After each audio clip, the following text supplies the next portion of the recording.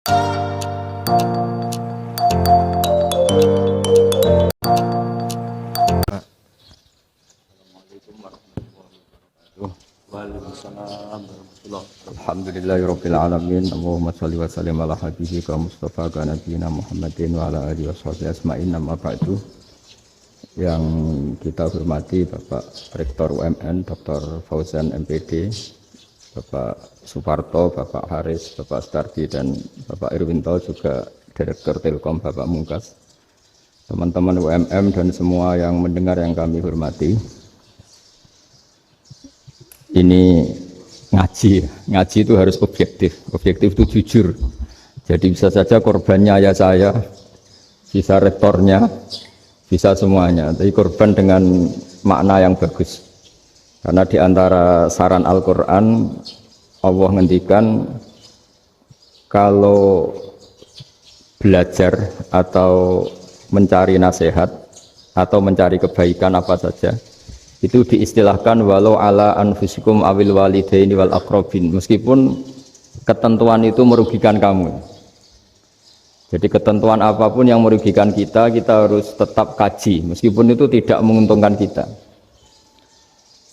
Karena banyak problem, mulai dulu sebenarnya problem itu orang yang wakam da'in yadda'i annahu da'a ilallah, tapi hakikatnya yad'u ila nafsi. Jadi banyak dai yang mengklaim dirinya mengajak ke Allah dan Rasul, tapi sebetulnya hakikatnya mengajak ke kelompoknya sendiri. Saya ini termasuk kiai yang masih orisinil. Artinya orisinil gini, suatu saat atau kapan saja saya kok sudah tidak laku jadi kiai, asal Islam jalan tetap senang. Karena nggak penting yang populer saya apa enggak, itu tidak penting, yang penting agama ini tetap jalan. Sama, negara ini harus jalan siapapun presidennya. Ya, ini penting saya utarakan karena perbedaan antara nafsu dan komitmen beragama itu tipis sekali. Sehingga dulu pernah ada cerita, ini bukti keadilan Rasulullah SAW. Pernah suatu saat Nabi itu ngaji, yang ngaji seperti ini. Terus ada pemuda dengan cueknya ngelewati masjid yang sedang dipakai Nabi ngaji. Singkat cerita semuanya ngomel ya, bergumam. Celaka betul pemuda itu, ada Nabi ngaji kok tidak ikut ya. Tapi Nabi secara besar hati ngendikan, ini ada di beberapa kitab di Fadhailul Kasbi, keutamaan kerja. Kata Nabi, pemuda itu mau mencangkul di lahannya. Jika dia mencari nafkah untuk keluarganya, untuk kebaikannya, maka itu bagian dari ajaranku. Jadi Nabi berbesar hati bahwa kerja seperti itu bagian dari ajarannya. Jadi tidak harus datang ke majelis ngaji. Dan bisa saja yang sedang hadir itu ya orang yang hindari istrinya minta belanja, dari ngaji terus benar dituntut belanja kan gitu. Mungkin anak-anak UMM yang kesini daripada tengok-tengok yang Malang bosan jalan-jalan ke Rembang gitu. Nah, jadi nggak mesti benar juga niatnya gitu. Jadi ya sama itu.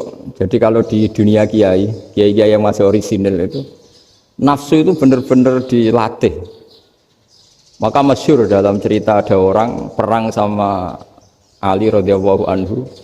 Ketika perang ini sangat semangat, tapi ketika orang itu meludahi dan Sayyidina Ali ini tersinggung karena diludahi, Sayyidina Ali langsung angkat tangan, sudah perangnya nggak usah diteruskan, karena saya marah sama kamu sekarang demi nafsu, karena kamu meludahi saya, padahal saya tadi motifnya demi Allah dan Rasul. Jadi sangat tipis bedanya kita emosi karena diri kita dan emosi karena Allah dan Rasul. Sehingga ketika diludahin ini terus beliau mikir, jangan-jangan perang saya karena saya diludahin. Nah, yang hilang dari peradaban modern adalah Allah itu tidak begitu hadir di hati kita. Saya sering cerita di mana-mana, teks hadis itu sebenarnya berbunyi gini, ini hadis sahih. Mangka na yu'minu billahi wal yaumil akhir fal yukrim jarohu. Ada yang fal yukrim jarohu doifahu, ada yang fal yakul khairan aul yasmut. Siapa yang iman dengan Allah dan Rasul maka harus memuliakan tetangganya, memuliakan tamunya. Dulu itu ada seorang ulama dipanggil anak muda, dibully terus sekarang. wahai kiai datang ke rumah saya. Datang kiai itu. Setelah sampai ke rumah orang itu, silakan kiai kembali ke rumahnya, saya tidak butuh kiai. Kiai itu dengan riang kembali. Setelah di rumah dipanggil lagi, Pak Yai silakan datang ke rumah saya. Datang lagi. Ya senyum-senyum kiainya santai. Wah nggak jadi butuh Pak Yai, silahkan kembali lagi. Sampai 3 kali. Oh itu kalau rektor digitukan marah itu, dosen marah. Kiainya santai, santai senyum-senyum rileks. Ketika ditanya, kenapa Pak Yai tidak tersinggung? Jawabannya unik. Anak muda, saya ini senang sekali nuruti perintah Allah, disuruh menghormati tetangga. Sehingga ketika Anda manggil ya saya datang. Ketika Anda nyuruh pulang ya saya pulang. Saya senang sekali nyenengkan tonggo. Dan itu perintah Allah, jadi tidak ada hubungannya dengan kamu. Wah pemudanya nangis minta dimaafin. Kalau kita kan enggak, kita ini dosen, kiai, mungkin kita doktor, mungkin kita profesor. Tapi kita ini sering didikte oleh orang bodoh. Kalau orang bodoh itu jengkel, lo kita ya jengkel. Lo kamu jengkel, dijengkelkan orang bodoh itu namanya terdikte. Itu bodoh apa pinter? Oh itu tidak pinter sama sekali. Kalau betul-betul kamu pinter hanya bisa didikte oleh Allah Subhanahu wa Ta'ala. Jadi antara hukum Allah apa? Wa ahsin man asa'a ilaika, berbuatlah baik sama orang yang berbuat buruk sama Anda. Itu dikteannya Allah. Kalau dikteannya orang-orang bodoh kayak dimangkel ben mangkel, terus kamu mangkel. Itu bodoh apa pinter? Nah, problem kita kekinian adalah wong pinter wong bodoh itu podo-podo bisa didikte oleh sekelilingnya. Terus karuan wataknya perempuan seperti itu, wataknya anak-anak seperti itu, kita didikte. Anak-anak jengkelin kita mangkel, berarti kita didikte oleh orang bodoh. Makanya agama itu unik, kadang ngendikan wa ahsin man asa'a ilaika, kadang wasil man qata'aka, sambunglah orang yang memutus kamu. Karena dengan demikian kita hanya didikte oleh Allah Subhanahu wa Ta'ala, bukan didikte oleh hukum sosial. Cara Jawane nak ngapiki tangga sing apik akeh tunggale. Berbuat baik sama yang berbuat baik pada kita itu mbok orang fasik ya seperti itu, maling ya seperti itu, sama. Tapi kalau berbuat baik sama orang yang berbuat jelek sama kamu itu baru luar biasa. Dan memang teksnya hadis wa ahsin man asa'a ilaika, berbuat baiklah sama orang berbuat buruk sama kamu. Jadi nggak boleh orang didikte. Makanya ngaji di sini diantaranya saya akan cerita dalam sebuah hadis sahih, dalam hadis hasan yang diriwayatkan Imam Tirmidzi, ada kalimat dari Rasulullah SAW. Dawe Nabi, la takunu imma'atan taquluna in ahsanan nasu ahsanna wa in dzalamu dzalamna walakin watti'u anfusakum in ahsanan nasu an tuhsinu wa in asa'u alla tadzlimu. Kamu jangan jadi orang yang mudah diombang-ambingkan oleh orang sekeliling kamu, yaitu kamu mengatakan jika orang baik ke saya akan baik, jika orang buruk ke saya juga akan membalas buruk. Itu namanya Anda didikte. Tapi berkomitmenlah kamu akan berbuat baik meskipun orang lain berbuat buruk. Nah sekarang logika sosialnya begini. Kalau di Indonesia itu ada 1000 kiai, ada 1000 profesor yang ingin membenahi Indonesia. Rata-rata orang awam itu semau gue. Terus mereka mendikte kita. Perilakunya agak simpatik, perilakunya jengkelin. Terus 1000 profesor ini ikut jengkel. Itu kira-kira jadi solusi apa goblok bareng?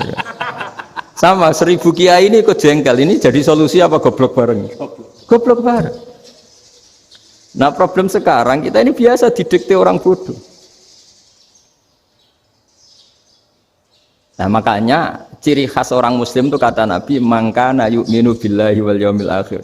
Jadi baik tetangga karena perintahnya Allah dan Rasul. Pentingnya apa? Bedanya karena berbuat baik ini perintahnya Allah, mbok tonggo apik lah kita tetap apik karena perintahnya Allah dan Rasul.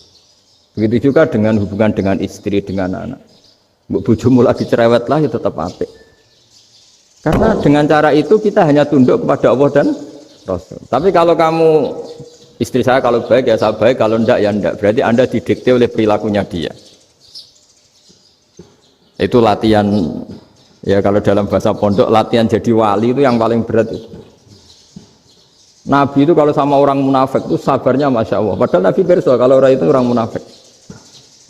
Karena dengan cara seperti itu, bahwa kebaikan Nabi pada seseorang itu atas perintahnya Allah dan Rasul, bukan atas nama servis. Kalau Nabi hanya baik kepada Abu Bakar, itu mungkin orang bilang, wis adune wong Abu Bakar baik sama Nabi.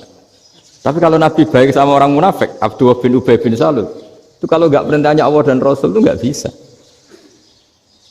Nah ini cobalah berlatih seperti itu sehingga kita tidak mudah didikte. Ya saya ulang lagi nggak mudah apa? Didikte. Maka di antara kebaikan Allah dan Rasul adalah bahkan orang dolim saja diberi jatah rahmat. Makanya tadi seperti mukadimah yang dibaca Pak Haris tadi, agama ini rahmatan lil alamin. Orang yang dolim saja dapat jatah apa? Rahmat, apalagi yang soleh. Nah kemudian yang perlu dicatat, kenapa kita menjadi enjoy dengan Islam? Islam itu adalah agama yang tidak didikte oleh materi. Jadi kalau Anda ingin makan enak, mungkin kalau pikiran kebanyakan orang, anak-anak muda yang milenial, yang gaul, ingin makan enak ya makan yang disukai. Misalnya sate atau bakso Malang atau apa. Kalau orang-orang yang jadi wali gak gitu cara berpikir. Ini yang masih orisinil. Ditanya, ini dunia baru kesulitan makanan, baru resesi. Cara makan enak gimana? Jawabannya lucu. Ya gampang, idamuhu alju. Idam itu lauk. Kalau kamu ingin makan lauknya paling enak apa? Alju. Kamu harus lapar banget. Sampai kalau puasa itu melihat tempe itu wah luar biasa. Tapi kalau kamu nggak puasa, air putih itu nggak menantang. Tapi kalau puasa, tempe air putih itu menarik dan Anda tetap lahap. Apa? Karena lauk terbaik adalah alju, yaitu lapar. Lah tapi kita ini enggak. Kita ini kayak orang bodoh. Kayak orang bodoh tadi, profesornya makan nyaman ya kalau sesuai selera. Nah itu kan sama dengan anak-anak ABG. Anak ABG itu makan lahap ya kalau yang disukai. Lalu bedanya apa ABG sama profesor? Kalau cara berpikir masih sama kan itu.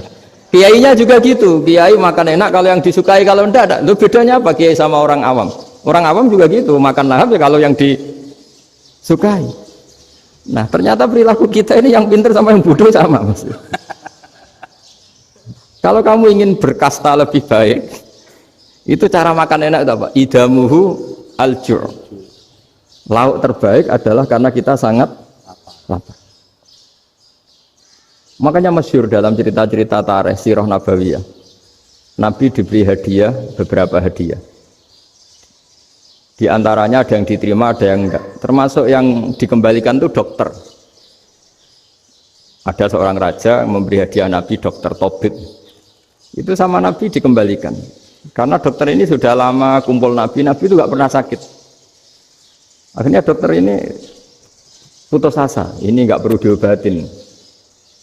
Ketika ditanya kenapa ya Rasulullah engkau gak pernah sakit, karena kita ini kaum, kita ini komunitas masyarakat yang tidak akan makan kecuali lapar, dan kalau sudah makan berhenti sebelum kenyang. Jadi sederhana sekali pengobatan zaman Nabi. Sebagian besar penyakit itu pasti disebabkan kita ceroboh dalam hal makan. Sudah ngerti kalau durian masalah, kalau makan durian enggak kehitung gitu. Apalagi kalau gratisan itu tambah banyak. Gitu. Pola tidur juga gitu kata Nabi, dan kita tidak tidur kalau tidak sangat ngantuk. Nah, itu namanya orang-orang soleh yang sudah ada didikte materi. Kalau yang didikte materi kan bisa tidur nyenyak kalau kasurnya enak, AC gini-gini. Sebenarnya enggak, tidur enak itu ya kalau sangat ngantuk. Mbok di gudang, mbok di bis, kalau sangat ngantuk ya semuanya ya enak. Sama, mbok lapar, mbok hanya tempe, tapi kalau sangat lapar itu ya enak. Nah ini ilmu yang mulai hilang, ilmu-ilmu yang mulai hilang. Nah, cara ibadah juga gitu. Kita ini kan, saya ini punya bapak kiai, mbah kiai, punya guru yang sangat alim ya seorang kiai Memun. Itu dulu kita pengkaji ilmu itu tidak pernah tahu bedanya NU dan Muhammadiyah. Karena dulu Mbah Darwis itu, Kiai Dahlan itu dulu ngajinya bersama Mbah Hasyim ketika di Indonesia yang ngaji Mbah Soleh Darat. Mbah Soleh Darat itu dulu ngajinya sama buyut saya ke-6, namanya Mbah Soleh Asnawi di Kudus. Mbah Soleh Darat itu dulu alim-alimnya orang Jawa ya Mbah Soleh Darat, Soleh bin Umar. Tempatnya di Semarang, tapi beliau itu sebenarnya orang Jepara yang dekat Kudus. Setelah di Mekah, Mbah Hasyim ini mondoknya ya, mulazimnya ke Syekh Mahfud Termas. Tapi sesekali ke Syekh Khotib Minangkabau. Nah yang Mbah Ahmad Dahlan lebih sering ke Syekh Khotib Minangkabau, sesekali ke Mbah Mahfud. Singkat cerita, karena Syekh Khotib Minangkabau sudah modern ya, terlibat organisasi dunia. Pas itu beliau pengagum Muhammad Abduh, pengagum Rasid Ridho. Sehingga bawaannya Mbah Dahlan itu lebih pergerakan karena beliau lebih ngidolakan Syekh Khotib. Nah, Syekh Khotib sendiri sebenarnya orang Minangkabau. Jadi beliau namanya Muhammad saja sebenarnya. Jadi menantunya orang Arab. Oh, itu dicibir mertuanya ini karena punya mantu orang Jawa, orang ndak Arab. Singkat cerita terus si mertuanya bilang gini, kamu jangan pernah bilang kalau orang Arab itu mansa kanal Arab, orang yang bertempat di Arab.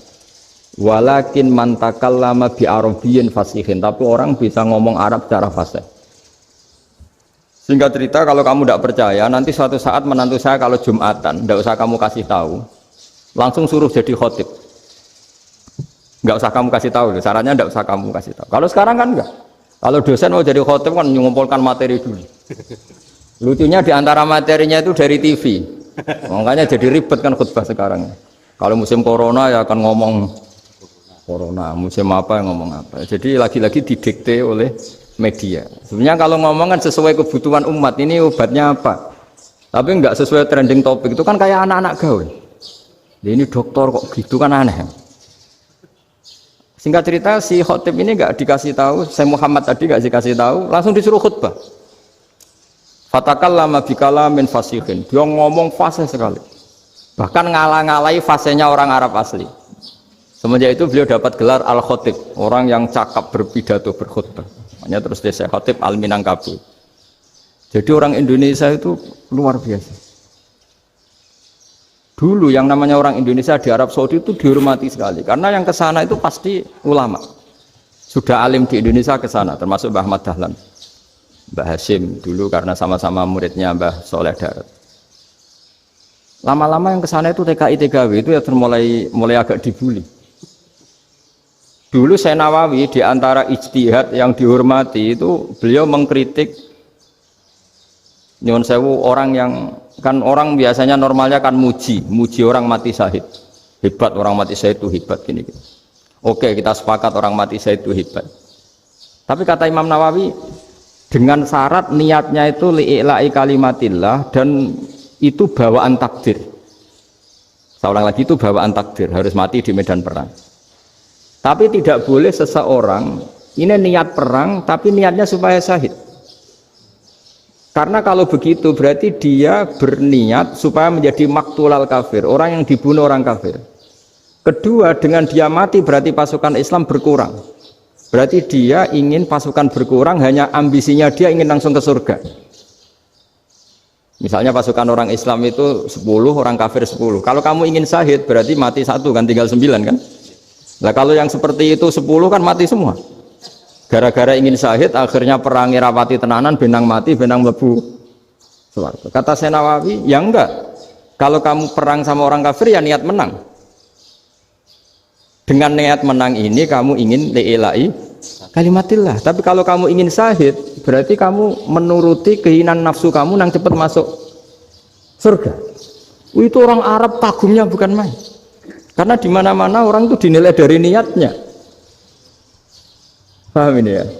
Tapi perang loh ya, dalam kondisi perang, bukan teroris. Perang itu artinya orang kafir yang ingin bunuh kita, itu perang namanya apa? Perang.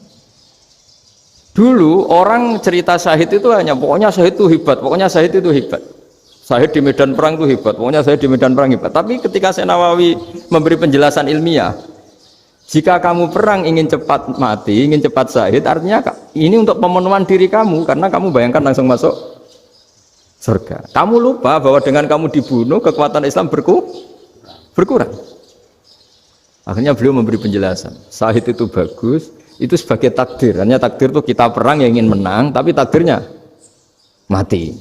Jangan dibalik, oleh perang rapati tenanan, benang mati, namun lebu. Itu yang pertama, termasuk ulama yang pertama memberi penjelasan itu Syekh Nawawi. Akhirnya melahirkan kekaguman yang luar biasa dengan tafsir Munirnya itu. Terus beliau itu orang yang rileks kalau menjelaskan ilmu. Ini juga guru-gurunya Mbah Hashim, Mbah Guru sama Mbah Hashim, sama Mbah Ahmad Dahlan Syekh Nawawi itu. Jadi dulu yang alim di Arab itu ada Syekh Nawawi, ada Syekh Khotib Minangkabau, ada Syekh Bakir Jogja, ada Syekh Mahfud Termas. Itu orang Indonesia banyak sekali yang alim. Bahkan diantaranya yang dikagumi Al-Azhar itu juga orang Indonesia, nama Syekh Abdul Manan, itu mbahnya Syekh Mahfud Termas.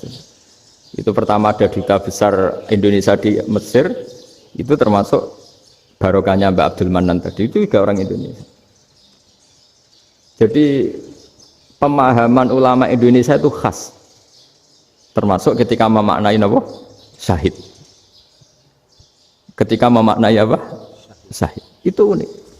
Ketika Syekh Nawawi diuji dulu itu yang namanya ulama diuji dulu oleh 100 ulama. Jadi dulu ya ada kompetisi. Imam Bukhari diakui jadi ahli hadis itu diuji oleh mi'atu muhaddisin, 100 orang ahli hadis, sanad dibolak-balik, matanya dibolak-balik, tapi beliau tetap bisa mengembalikan proporsi sanad itu. Syekh Nawawi pernah diuji gini. Ayul afdol al ulama awe salatin. Keren mana ulama sama raja atau sama orang-orang kaya, sama penguasa? Ya keren ulama. Terus dibully sama orang. Tapi setahu saya banyak ulama yang antri di rumahnya raja. Tapi saya tidak tahu melihat raja antri di rumahnya ulama. Kan kebanyakan kan mungkin ustadz atau kiai yang antri ngajukan proposal kan enggak. Nah, kalau raja kan nggak pati itu, malah nggak usah antri, kiainya sudah nyambut sebelum datang. Jawabannya lucu Syekh Nawawi itu, dan yang tanya itu langsung diem. Ya karena ulama itu tahu fungsinya uang, sehingga cara nyari sampai seperti itu. Sementara raja-raja itu tidak tahu fungsinya ilmu, makanya tidak pernah sowan ulama. Sehingga, jadi ya dianggap enteng saja. Ulama kan tahu fungsinya uang, tahu untuk pondok, tahu masjid. Sementara raja tidak tahu fungsinya ilmu. Jadi itu khas Jawa ya.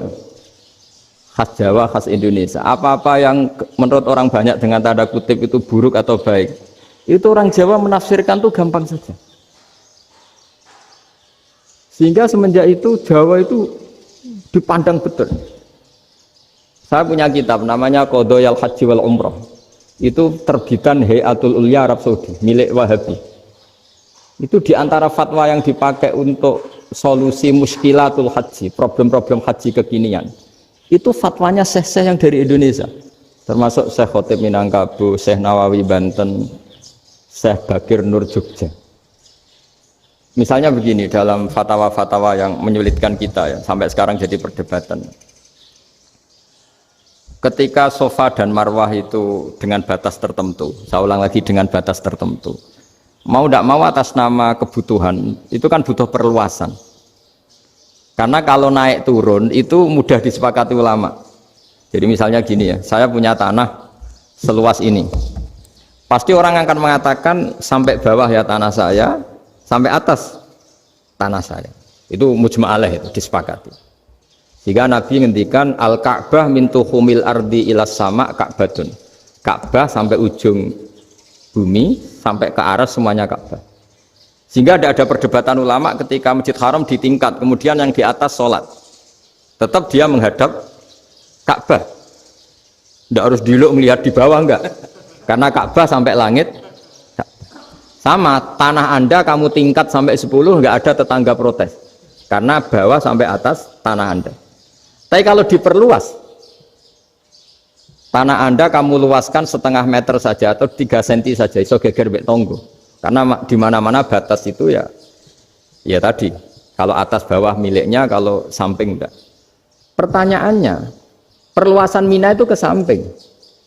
Perluasannya Matof yang Mas'ah itu juga ke samping. Geger kan ulama dunia. Bagaimana hukumnya Mina Jadid? Mina yang diperbarui atau Mina yang diperluas.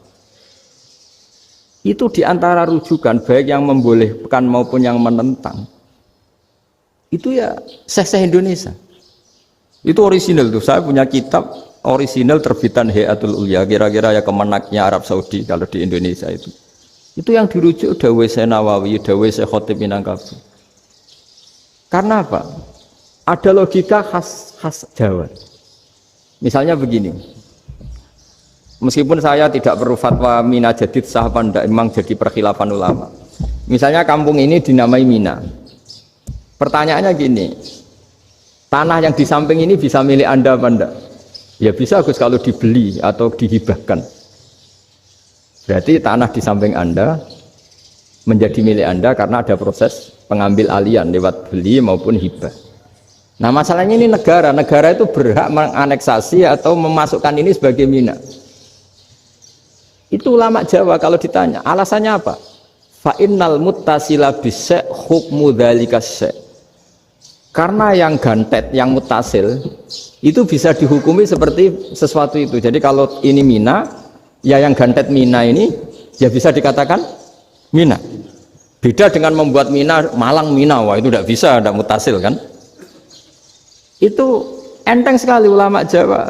Satu ya tentu karena kebutuhan, tapi asal masih al-muttasilu bihi, yang masih tanah yang masih mutasil dengan.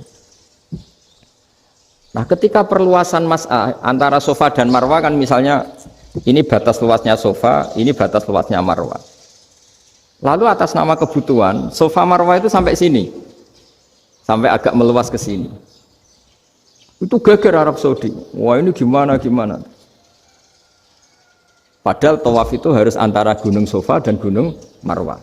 Sa'i itu ya. Tapi kalau istilah Quran memang tawaf sama-sama. Makanya apa? Inna Sofa al-Marwata min sya'airillah faman hajjal baita wa i'tamara fala junaha alaihi ayyat tawafa. Nah, jadi kalau istilah sa'i di Quran itu masih tawaf. Karena harus ada, kalau bisa lah, bukan harus. Kalau bisa memang harus ada unsur muternya. Kita kalau sa'i kan dari sini Sofa sampai sini Marwah, terus kan agak muter ke sini, nah, kan agak membentuk lingkar. Nah, makanya Quran tetap mengistilahkan apa? Tawaf. Jadi bukan sini ke sini, terus sini ke sini kan enggak, tapi sini sampai sini, terus muter kan, terus sini. Jadi antara setar dan selama ini prakteknya kan gitu ya. Sofa ngambil sini, terus ke sini, terus agak muter. Nah, karena ada unsur agak muter ini, terus orang menyebut apa? Tawaf. Tapi itu bukan syarat sah, ini cerita ideal. Saya ulang lagi ya. Gunung Sofa itu puncaknya atau pucuknya kalau dalam bahasa Jawa itu ya hanya segini, ini sampai sini. Nah, kelompok Islam yang fikih keras nggak boleh diperluas karena Allah memilih tempat ini itu spesial, jadi nggak boleh ke yang lain. Tapi ketika kebutuhan mendesak, mau tidak mau harus diperluas. Itu jawabnya Kiai Jawa lucu. Gunung sing ketok iku sing dhuwure tok. Sikilane luwih hombo. Jadi karena kita kan gunung kan bentuknya gini. Nah, sofa yang kecil itu yang atasnya, tapi sikilannya sini kakinya lebih luas. Jadi boleh perluasan asal tidak melebihi kakinya. Nah, dihitung ya lebih luas. Jadi Kiai Jawa itu kayak wong delok gunung Penanggungan, kayak gunung Arjuna. Di mana-mana puncak gunung itu lebih kecil timbang kakinya. Artinya diperluas ini bukan berarti tidak di sofa dan tidak di, itu khas Kiai Jawa. Jadi jangan kira orang Jawa itu tidak hebat sekali. Termasuk perkembangan hotel di Arab Saudi. Itu dulu sebelum ada hotel. Buyut saya kelima atau keenam dulu haji, namanya Badur Rahman. Itu kalau mau ingin apa ya, menghindari terik matahari itu masuk gua. Itu masuk gua itu hanya separuh badan, kakinya di luar. Jadi jangan bayangkan kalau gua di Indonesia kayak gua Akbar di Tuban orang bisa masuk jalan-jalan, enggak. Gua di Arab itu kayak cepitan batu, tidak sampai masuk. Sehingga kepalanya dimasukkan, kakinya masih kena matahari, saking panasnya Arab Saudi. Sehingga dalam bayangan hijrah ketika Nabi bersembunyi di gua apa? Sur, itu kata Abu Bakar, kalau orang kafir melihat kakinya pasti melihat kita karena nggak bisa masuk penuh. Jadi orang itu mau dempes tok. Sehingga ya kira-kira luasnya gua paling segini. Makanya guyonannya kiai-kiai itu untung nggak kayak gua Indonesia. Kalau kayak gua Indonesia laba-labanya capek karena luas sekali. Jadi jangan bayangkan gua Arab tuh kayak gua Indonesia. Makanya bayangannya andai kan orang tuh melihat ke bawah pasti melihat kita karena orangnya nggak bisa masuk penuh, nggak bisa masuk 100%. Ya kayak cepitan batu lah mirip. Itu kan mirip Gunung Uhud. Gunung Uhud kata Rasulullah, nanti kalau kamu perang Itu di atas, menang atau kalah di atas. Musuh biar di bawah. Dengan di atas kamu bisa mana? Jangan bayangkan kayak Gunung Merapi, kayak Gunung Penanggungan. Lah kalau Gunung Penanggungan mana ke bawah yang layang kan? Jadi gunung di Arab itu kayak bukit. Ya sampean pernah kan ke Uhud itu ya sama ini aja tinggi ini kan? Nah ini yang mulai ada mis, makanya nerjemah itu susah di Indonesia. Karena jabal itu udah harus tinggi. Kalau tinggi nggak bisa mana dari atas ke bawah kan nggak ngefek kan? Sama kalau ke Uhud gunungnya kan pendek sekali sehingga yang mana dari atas ke bawah ya kalau kena musuh ya celaka karena memang dekat. Ya kalau gunung Indonesia mana dari atas ke bawah yang layang nggak ngefek. Nah itu susahnya nerjemah bahasa Arab ke kita. Jadi apa ya? Transkrip itu nggak gampang karena ada pengertian yang beda. Kita kalau bilang gunung itu tinggi sekali. Sampai banyak mahasiswa tersesat ya saking tingginya. Kalau orang naik Uhud nggak akan tersesat, wong ketok dari bawah itu. Nah ini pentingnya ngaji ya. Jadi akhirnya ulama-ulama Indonesia itu dipakai rujukan. Jadi mulai Mbah Hasyim, Mbah Ahmad Dahlan sampai era buyut-buyut itu masih orang alim. Lama-lama yang di Indonesia ini orang-orang yang bodoh.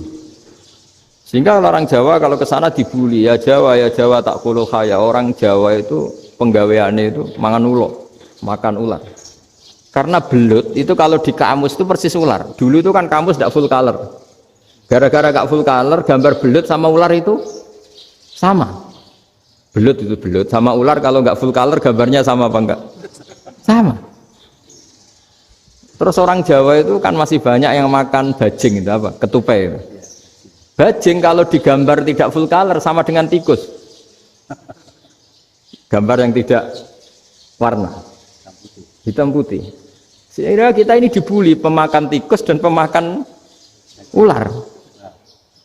Karena belut itu persis ular kalau digambar yang tidak full color. Sampai datang Syekhona Khalil, datang ulama ngarang kitab ya judulnya Al-Belut karena nggak terima bangsanya dinyek makan apa? Ular.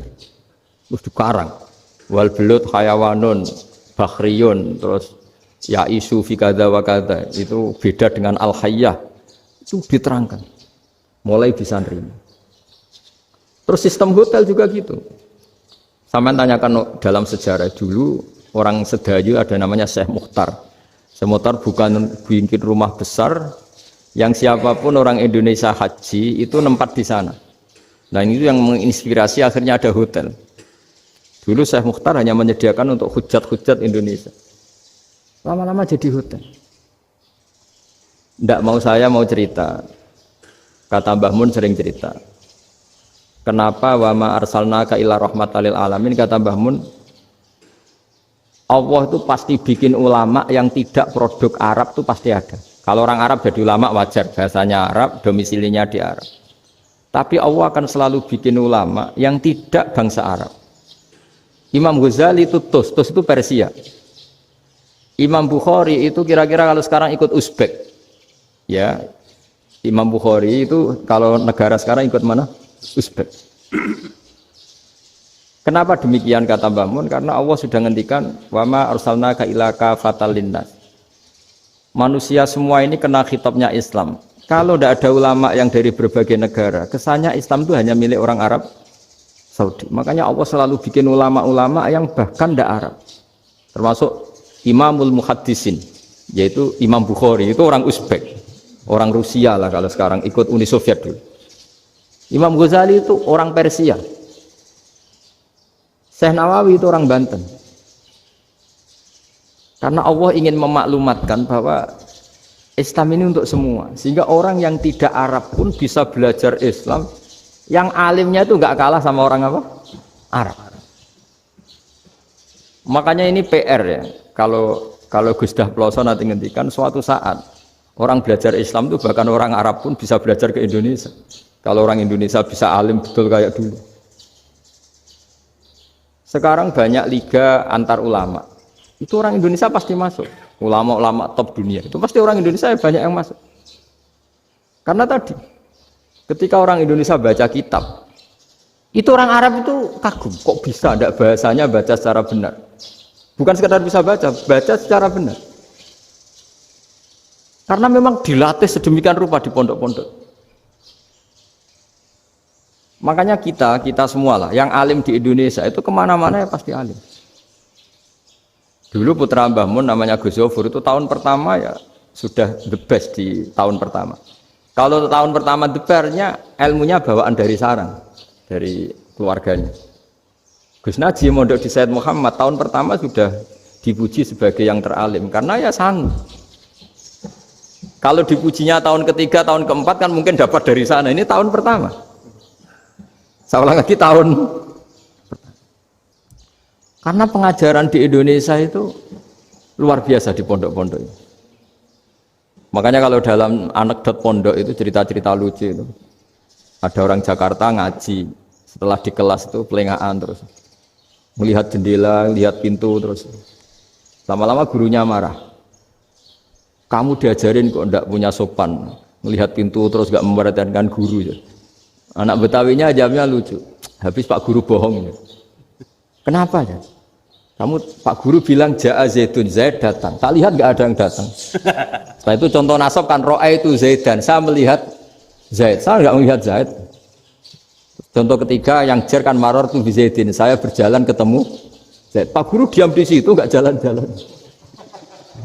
Jadi saking detailnya Indonesia itu diajari. Kalau rofa Ja'a Zaidun, kalau nasab ro'a itu Zaidan, kalau jar maror tu Zaidin. Nah si murid Betawi ini karena pertama sekolah, ngiranya gurunya itu cerita Zaid datang, makanya dia lihat pintu terus. Mana katanya datang kok enggak datang-datang. Nah dengan latihan seperti itu, kemungkinan orang Indonesia salah itu kecil karena memang dilatih betul. Saya ulang lagi karena memang dilatih betul. Sehingga ketika orang Indonesia ini yang cerita seorang wartawan, ini kisah nyata. Kalau ini tidak anekdot, kisah nyata. Ada wartawan internasional ngeliput Ramlah. Ramlah itu di Gaza, di Palestina. Wartawan Indonesia ini hanya bisa bahasa Inggris. Dijak ngomong bahasa Arab. Terus dia bilang saya tidak bisa. Saya tidak bisa, saya bisanya ngomong Inggris. Tapi apa yang terjadi setelah sholat, si Indonesia ini jadi imam pakai sholat jariah lagi. Baca bismillah benar, bismillahi jar karena mudhof ilaih. Terus ketika iktidal ya benar, Rabbana lakal hamdu mil'us samawati wa mil'ul ardi benar. Ketika tahiyat ya benar, at-tahiyatul mubarakatuh sholawat. Sama orang Arab ini diambungi. Orang Arab kalau senang orang itu dicium. Kamu tawaduk, sebenarnya kamu itu ahli bahasa Arab. Karena orang Indonesia sekali sholat itu nggak ada yang salah. Meskipun benarnya karena hafalan, tapi bagi yang ahli nahwu itu hebat. Misalnya kita kalau ngapalkan kan bismillahi, bismi jar karena ba, Allahi jar karena mudhof ilaih, ar-rahmani jar karena sifat, ar-rahimi karena sifat. Alhamdu rofa karena mubtada, lillahi jar karena ada huruf jarli, Rabbi jar karena sifat. Sebetulnya tidak karena pinter, tapi karena hafalan. Tapi orang Indonesia hebatnya itu benar terus. Rabbana lakal hamdu, ya kan? Alhamdu rofa, terus mil'us samawati ya rofa karena sifat. Sehingga terus orang Indonesia kalau sholat di Timur Tengah itu dipuji. Karena makhrajnya ya benar, rofa nasabnya juga benar. Nah itu di negara lain tidak ada nggak Indonesia. Orang Cina itu sering bikin marah orang-orang Arab karena kalau dongo itu nggak fasih kayak orang Indonesia. Orang Indonesia kalau dongo ya Allahumma tohhir qalbi. Orang Cina ini yang jadi guyon di Arab. Allahumma tahir kalbi gitu. Itu kan bedanya jauh. Itu orang Arab pertama membiarin, lama-lama kalbun entak gitu. Maksudnya asu-asumu gitu. Karena dia bilangnya qaf itu kaf. Jadi kalau Allahumma do Allah tohir, kula aturi nyucekno panjenengan kalbi ing asu ingsun kan. Tapi kalau qalbi itu ati ingsun, tapi kalau kalbi anjing ingsun. Bedanya qaf sama kaf. Ana arah-arah kalbun entak. Asu-asumu, maksudnya kan. Tapi padahal orang Cina itu paling dilihat tagnya, ya pakai kof. Orang Indonesia enggak, mulai kecil dilatih, sak fase-fase. Sampai ya sulit betul latihan Fatihah itu. Kalau di Kudus malah sampai 3 bulan Fatihah itu. Sampai at-tahiyyatu, kurang lagi, kurang bersih. At-tahiyyat sampai gitu. Sampai ada cerita itu orang dipanggil maftuhin itu gak melengak, harus maftuhin. Baru melengak. Tapi barokahnya itu orang Indonesia kalau dongo memang benar-benar Allahumma tahhir qalbi. Ya Allah sucikan hati kami, bukan tahhir kalbi. Karena sekali jadi kaf itu maknanya anjing saya, ya Allah sucikan anjing. Jadi ini orang Indonesia.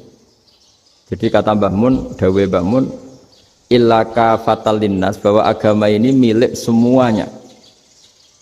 Itu diantara bukti Allah menghendaki atau mendesain Islam seperti ini, orang yang belajar di Indonesia. Itu pengetahuannya Islam, pengetahuannya tentang Islam itu tidak kalah sama yang belajar di Al-Azhar, sama yang belajar di Arab Saudi. Makanya ini PR-nya UMM, PR-nya IAIN, PR-nya UIN. Bisa enggak sealim mereka dalam bahasa Arab? Nak bahasa Arabnya man anta, ana zaidun. Jangan sampai, karena kita di sana ini kadung dibully. Orang Arab tuh kalau bully kita, sampai tak kasih cerita. Itu ngawurnya Masya Allah. Kata dia, ada anak orang Indonesia haji. Si anaknya orang Indonesia yang dijotos sama anaknya orang Arab. Dijotos, dipukul. Singkat cerita terus si orang Indonesia nggak terima, anaknya yang orang Arab dipukul. Yang balas bapaknya. Orang Arab tanya, lima ada dorobta ibni, kenapa kamu mukul anak saya? Itu orang Indonesia bahasa, wah aku biasa. Jadi hanya bilang gitu. Artinya anak saya dihada ya maka tak ada. Bahasa Arabnya gitu.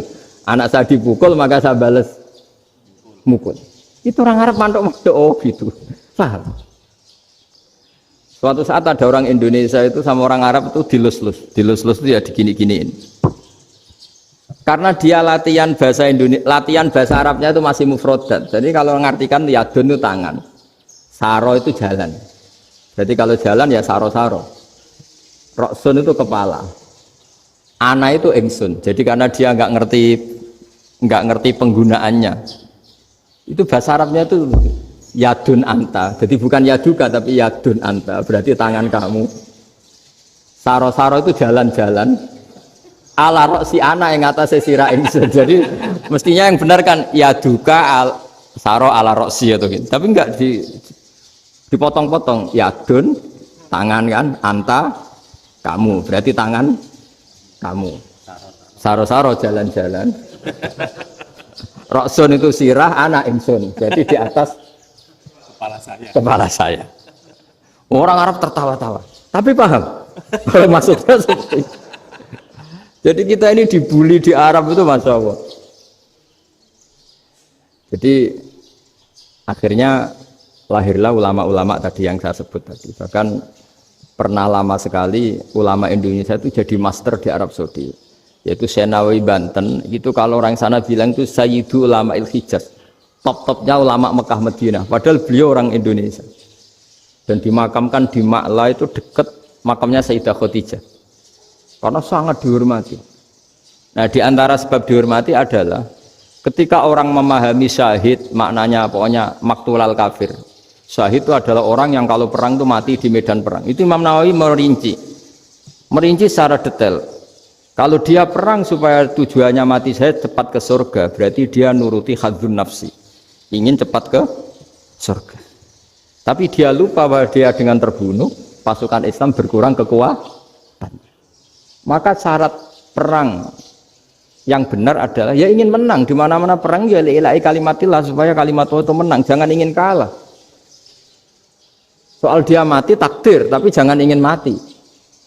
Wah itu terus dikagumi. Ternyata memang, oh iya ya kalau pasukan Islam 10, kafir 10, kita ingin syahid, berarti ya kalau orang ingin syahid kan terus mungkin perangnya ada hati-hati, main ngawur saja terus kalah mati. Ya, apa kalon satu kan, terkurangi satu kan. Nah kalau semuanya 10 punya niat gitu, Nah itu Syekh Nawawi. Syekh Nawawi itu orang yang begitu gampang nerangkan Quran. Bahkan ketika orang Arab kesulitan ngartikan famathaluhu kamathalil kalbi intahmil alaihi yalhas au tatrukhu yalhas. Orang tomak itu ibarat kayak anjing. Anjing itu kamu kasih makan ya tetap melet, menjulur-julurkan lidahnya, kamu ndak ya ndak. Imam Nawawi ditanya, "Ma wajhu sibbi?" Lalu wajah tasbihnya di mana? Beliau menjawab, "Fit tomak." Jadi anjing punya dua sifat yang berlawanan. Di bab ilmu dipuji, nggak ada hewan yang mudah menerima ilmu kayak apa? Anjing. Sehingga Quran mengistilahkan wama alamtum minal jawarihi mukallibin. Hewan yang mudah diajari itu oleh Quran dibahasakan sudah menganjing. Karena anjing adalah hewan yang paling mudah apa? Diajarin. Itu diakui oleh Quran wama alamtum minal jawarihi mukallibin. Tapi dia punya sifat yang sangat buruk sekali, yaitu nggak pernah puas. Makanya ketika Bal'am bin Ba'ura, ada tokoh yang kedonyan ya, itu kalau diistilahkan Quran walakinnahu akhlada ilal ardi wattaba'a hawa famathaluhu kamathalil kalbi intahmil aliyal has au tatrukhu yalhas. Jadi anjing punya dua sifat yang berlawanan. Di bab ilmu dipuji karena paling mudah diajarin. Itu saya pernah ke Malaysia, diceritain sama polisi Malaysia. Anjing itu saking cerdasnya itu bisa deteksi CD palsu sama CD bajakan, asli sama bajakan. Itu kan nggak kebayang. Kalau narkoba mungkin masih ada bau khusus ya. Atau mesiu atau bom masih ada bau khusus. Ini enggak. Anjing itu dilatih ngecek CD yang asli sama yang palsu. Wah itu kebablas itu pinternya itu. Itu harganya itu 1 miliar lebih. Paling mahal. Jadi mungkin bisa deteksi ini dosen betul apa abal-abal itu bisa. Itu kiai betul apa kiai pesanan itu mungkin bisa. Itu saya punya kitab namanya Al-Hayawanul Kubro. Itu cerita prestasi-prestasi hewan. Itu yang berkuras-kuras sampai berjilid-jilid. Itu ya cerita anjing. Nggak ada hewan sebaik anjing. Di bab itu ya, di bab sampai ya tadi ada anjing yang sangat loyal sama majikannya. Loyalnya Masya Allah, sopannya Masya Allah. Anjing itu mbok lama berbakti sama sampean, nggak mau tidur di ruang tidurnya sampean, dia tetap tidur di luar. Corong Jawa nggak ngelama. Suatu saat si raja ini minum, wisata minum. Pas mau minum diterjang sama anjingnya sampai tumpah. Kecewanya raja ini itu karena selama ini anjingnya sopan sekali. Sekedar ganggu di ruangannya nggak pernah, malah ini mau minum, minuman yang disukai diterjang anjingnya tumpah. Marah kan anjingnya di mana? Ternyata apa? Minuman itu anjing ini tahu kalau minuman itu beracun, diracuni oleh musuhnya. Itu saking hebatnya anjing sampai ketika ngawal rajanya itu tidak sekedar ada penjahat atau maling. Bahkan trik-trik kayak minumannya diracun oleh orang lain itu anjingnya tahu. Sehingga pas mau diminum diterjang sampai terus supaya nggak keminum. Makanya Quran istilahkan anjing itu apa? Wa ma 'allamtum minal jawarihi mukallibin. Hewan piaraan yang kamu ajarin nanti sampai sepinter anjing. Makanya Ashabul Kahfi itu ketika ngajak anjing tadi, beliau tidur, anjing itu tidurnya bil wasit, wakal buhum basitun zira'aihi bil wasit. Jadi dia tidur dalam posisi siaga. Loh coba anjing itu nggak pernah sekolah, karena dia posisi menjaga, tidurnya itu kayak siaga gini. Bukan ngorok semadep ke atas terlentang, itu enggak. Andai kan dia tidur terlentang itu kan yang mau mengganggu kan, wah sunai turu itu enggak. Dia tidur posisi siaga, makanya disebut lawit tolak ta'alaihim lawalaita minhum firaron. Kalau kamu melihat anjing itu pasti lari karena dia posisi siap merekam. Jadi tidur tapi posisi siap merekam. Jadi matanya tetap terbelalak kayak siaga. Padahal itu enggak diperintah, ya dia memang punya nalar untuk itu. Ini disebut wa ma 'allamtum minal jawarihi mukallibin. Dan dalam teori modern juga gitu. Tapi dalam hukum Islam yang dianut mazhab Syafi'i itu anjing tetap najis. Ya sudah najis ya najis, tapi ada mazhab lain yang mengatakan tidak najis. Tapi tidak usah ngurmat anjing, geger nanti kalau rektor kampus punya anjing. Tapi ilmu itu bagus untuk kelangenan kadang. Andai kan tidak ada mazhab Malik, Maka kita kesulitan menceritakan Ashabul Kahfi yang hewan piaraannya itu anjing. Tapi misalnya anjing disucikan, kita juga nanti susah menjelaskan hadis Nabi malaikat itu tidak masuk rumah yang di situ ada apa? Anjing. Maka ilmu itu, makanya kata Imam Sa'roni, sebagian ilmu itu memang kelangenan, tapi nggak boleh jadi praktek. Tapi harus ada. Misalnya begini, contoh paling gampang.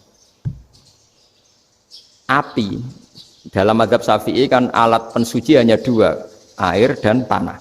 Ya saya ulang lagi, air dan tanah, yaitu tanah untuk mensucikan najis anjing. Imam Abu Hanifah menambahkan api. Mazhab Syafi'i itu agak kesulitan ketika ada batu bata dibikin dari tanah-tanah yang bercampur kotoran. Mazhab Syafi'i akan kesulitan karena di situ ada najis yang jadi materinya bata. Hukumnya gimana kalau nanti dipakai masjid? Tapi barokahnya ada beberapa mazhab. Abu Hanifah mengatakan dan api. Jadi apa tadi air, tanah, api. Alasannya masuk akal. Ketika usatul mukminin, orang-orang mukmin yang ahli maksiat itu sebelum masuk surga, kalau dia dosanya banyak itu dibakar dulu supaya suci. Emas itu untuk memisahkan dengan materi lain juga harus dibakar. Berarti api termasuk alat. Artinya gini, batu bata yang materinya dari tadi najis sekalipun, ini menjadi suci karena ngalami pembakaran. Tapi kata Imam Sa'roni, ilmu ini hanya sebagai ilmu. Jangan sampai kalau kamu mau wudhu gak ada air terus membakar diri lah, ini ribet kan. Jadi ilmu itu sebagian memang untuk kelangenan.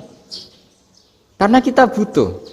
Andai kan tidak ada mazhab Abu Hanifah, maka kita akan kesulitan pakai bata. Yang kita tahu cara bikinnya kadang di tempat yang kotor, di tempat yang najis. Tapi karena ini ngalami dibakar, maka hukumnya suci menurut mazhab Abu Hanifah. Dan itu sering. Ulama itu sampai apa? Saya punya kitab fikih namanya Fardul Masail. Pengandaian ada masalah. Jadi masalah itu belum terjadi tapi diandaikan. Misalnya kayak di Texas. Bumi itu bulat-bulat. Texas itu kalau dibor itu pas Ka'bah. Lalu kiblatnya di mana? Bumi ini kan hanya rubuk-rubuk seperempat. Yang ada arah itu seperempat. Tapi kalau Ka'bah itu sama Texas atau Texas dengan Ka'bah itu lalu kiblatnya mana? Mau sudah bebas arah. Maka ilmu mengatakan maro'ahu muslimuna hasanan fawa indahu hasanun. Kamu jangan nuruti ilmu hakikat tapi nuruti mindset. Kalau mainstreamnya orang banyak seperti itu, mindsetnya orang sana misalnya Ka'bah sana ya ikut sana. Tapi ini tidak mewakili hakikat karena kalau yang fikih itu selalu bicara itu kan terus ribet. Makanya ini kesulitan di bab-bab fikih. Ya saya ulang lagi, kesulitan di bab-bab fikih.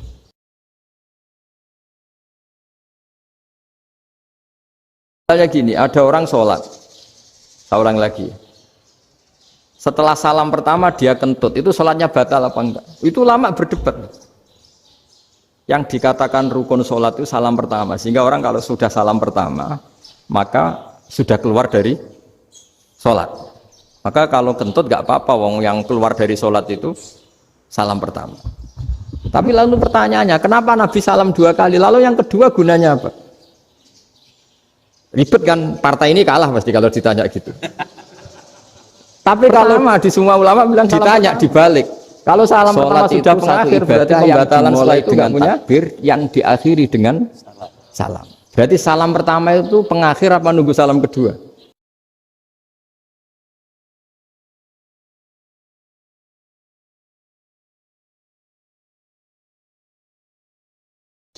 Efek nggak punya akibat. Itu kan ribet. Debat fikih itu memang ribet. Fikih itu memang senam otak karena pertanyaannya mirip-mirip seperti itu. Nah, sampean milih mana? Milih salam pertama apa salam kedua? Pasti ulama milih salam pertama. Jadi anehnya fikih itu di situ. Misalnya orang mati, takbir itu berapa kali? 4 kali. Andai kan takbir 5 kali itu batal apa enggak? Satu ulama mengatakan 5 kali itu batal. Karena rukunnya sholat jenazah itu takbir 4 kali. Berhubung ini rukun, kalau nambahi ke-5 berarti menambahkan rukun. Kayak kamu sholat rukuk 2 kali kan batal. Sujud 3 kali batal karena menambahkan apa? Rukun. Berarti kalau takbir 3, 4, 5 kali batal. Tapi pertanyaannya, takbir itu adalah wiridan biasa, sehingga kalau ditambahkan nggak punya akibat batal. Jadi perdebatan ulama itu kadang ya lucu. Kayak kemarin Pak Haris pas pertama bertamu ke sini mau ngundang saya, tak ceritain. Dulu sholat jenazah itu pasti mayat di depan. Karena lazimnya sholat jenazah itu mayat di depan. Tapi mulai dulu lama sudah berpendapat, andai kan jenazahnya di belakang pun tetap sah. Fa innal janazah laisat bi imamin. Karena jenazah itu tidak imam. Kenapa harus di depan? Oh, tidak imam kok harus di depan. Itu mulai dulu. Sehingga ketika Arab Saudi pernah mengalami tragedi, ada orang yang dibungkus kayak mayit, ternyata senjata. Setelah di dekat Ka'bah dipakai. Dulu tragedi tahun berapa itu? Pokoknya pernah ada tragedi itu. Semenjak itu Arab Saudi kalau ada orang mati tetap di kamar mayit, terus ada sholat jenazah. Padahal mayitnya di belakang yang jamaah. Jadi meskipun kita tidak akan bikin ajaran baru jenazah di belakang, ya tidak keren, kasihan kan. Tetap biasanya di depan ya di depan. Tapi meskipun jenazah ini di depan, kita tetap berpendapat andai kan di belakang tetap sah, tapi nggak usah dipraktekkan. Nah pentingnya ilmu ini begini. Saya misalnya di Rembang, boleh nggak nyolati ghaib jenazah yang di Surabaya? Boleh kan? Padahal yang kita solati di belakang. Jadi ilmu itu penting. Cocok tidak cocok, nama ilmu itu penting. Terus ada gini lagi pertanyaan di fikih. Memang saya sengaja akan ngaji fikih. Kalau ngaji intelektualitas orang Muhammadiyah juara lah. Tapi ini ngaji fikih. Ada orang sarongnya itu pas sampai lutut. Kalau berdiri lututnya tertutup, tapi nanti kalau ruko agak jengking lututnya terbuka. Itu batalnya nunggu ruko apa mulai takbir sudah batal? Padahal pasti nanti batal kalau ruko ini. Itu ada ulama yang mengatakan, ya batalnya nunggu ruko. Bagaimanapun terjadinya pembatalan waktu ruko. Ada ulama mengatakan ya enggak, mulai awal sudah tidak sah itu, karena pasti ngalami batal. Nah, pertanyaan-pertanyaan seperti itu penting karena lalu Allah menilai apa? Ya nilai niatnya. Misalnya gini, kalau contoh itu mungkin Anda tidak tertarik, tapi contoh begini. Kita mau operasi jam 10 siang. Kita tahu kalau nanti 10 siang akan divonis medis harus makan karena mau berobat. Malamnya itu kalau kamu orang soleh, bayangkan kamu orang soleh. Kalau tidak orang soleh kan tidak punya komitmen.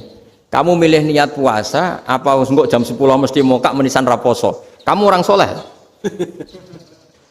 Kalau kamu orang soleh pasti milih puasa karena ini Ramadan, meskipun nanti jam 10 pasti disuruh batal sama dokter. Setidaknya kita berpikir gini, nak mati jam itu paling enggak ditulis saya sebagai orang yang puasa. Jadi perasaannya orang soleh itu beda. Kalau orang kok sampean barang menisan raposo kok ya mesti.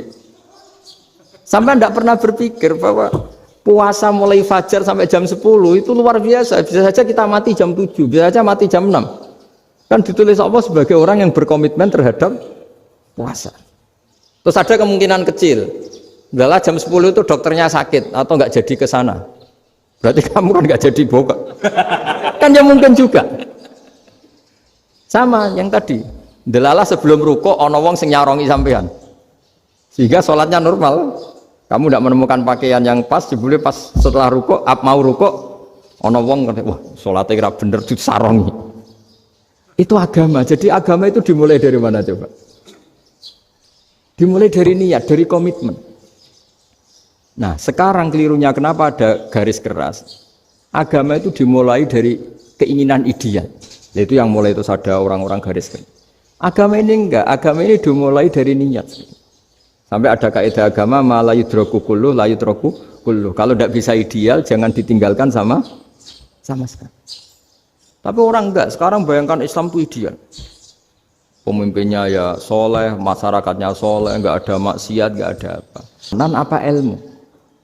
Kalau secara ilmu mulai dulu ya ada orang dolim, ada orang soleh. Nabi kurang baiknya. Di angkatan itu ya ada orang munafik. Sehingga ulama itu sudah berpendapat ideal itu piye? Zaman Nabi saja ada orang apa? Munafik. Itu ilmu. Kalau nuruti kelangenan, inginnya dunia ya steril, gak ada maksiat, gak ada apa. Dan agama itu diciptakan Allah itu memang unik. calon nabi misalnya, Nabi Musa itu sing rumah tuh Fir'aun. Ketika Nabi Muhammad lahir sing ribet manitia ini Abu Lahab. Orang dosen UMM. Coba. Karena Allah ingin memaklumatkan ke kita bahwa agama ini akan hidup di kondisi apapun. Asia, istrinya Fir'aun itu termasuk mukminah yang dipuji Quran. Padahal dia bukan istrinya pengurus NU atau pengurus Muhammadiyah. Istrinya Fir'aun. Tapi itu pelajaran bagi kita bahwa orang-orang baik itu tidak harus di lingkungan yang baik. Masjid paling makmur itu kadang di dunia mungkin, ya jangan bakas Mekah Medina itu karuan. Mungkin di antara masjid yang makmur justru yang di Kanada, di Amerika mungkin. Karena merasa minoritas itu perpustakaannya ada, kajiannya ada. Tapi banyak masjid di daerah pesantren yang malah sepi. Karena kiainya tahu jamaah di masjid itu wajib. Itu ada daerah pesantren, saya ulang lagi ada daerah pesantren.